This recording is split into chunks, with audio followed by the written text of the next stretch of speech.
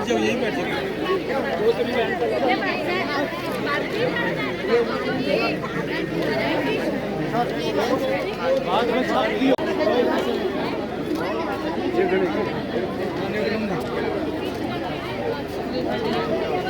देखो बेटा, इधर देखो सर। कश्मीर का हिस्सा चाहे चीन को गया हो, चाहे पाकिस्तान को गया हो, नेहरू जी के कारण गया।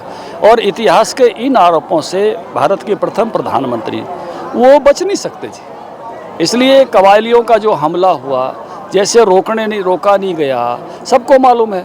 आर्टिकल 370 की हाँ की गई। बाबा साहब भीमराव अंबेडकर ने भी इसको पढ़ने से मना कर दिया था। पटेल साहब भी नहीं चाहते थे आर्टिकल 370 लगे। आज आर्टिकल 370 टूटा है। कांग्रेसी लोग तो उनमें से थे कि ये कह रहे थे आर्टिकल 370 टूट ही नहीं सकता। फिर सर्वोच्च न्यायालय में गए, उनमें कांग्रेसी वकील भी गए, अब वहाँ से भी मोहर लग गई। तो इस बात की पीड़ा अगर कांग्रेस नेतृत्व को है तो वो रहेगी, क्योंकि देश की एकता और अखंडता का काम मजबूत हो रहा है और पुराने ढर्रे से नई ढर्रे पर चीज़ें आएंगे। देखिए, हुड्डा साहब तो रोज़ ये सपना लेते हैं। ये सपना उनका 9.5 साल से चला हुआ है, लेकिन जिस प्रकार से 3 राज्यों की जीत हुई है तो सपने में खलल पड़ जाते हैं। अब फिर ये हो गया है कि भाजपा आ रही है, देश में भी आ रही है, हरियाणा में भी आ रही है।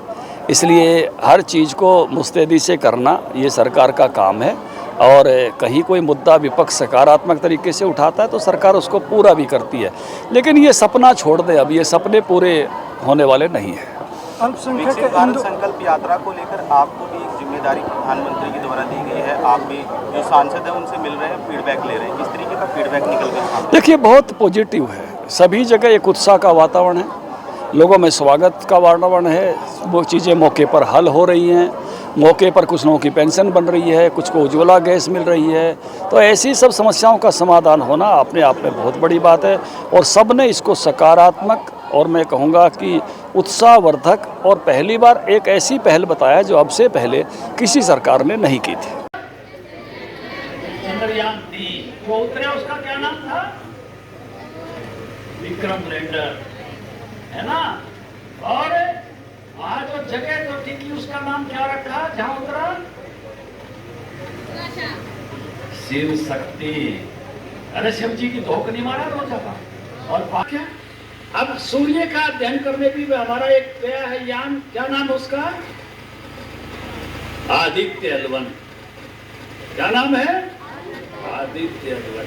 ये विकसित देश की निशानी है। हम विकसित देश की तरफ बढ़ रहे हैं।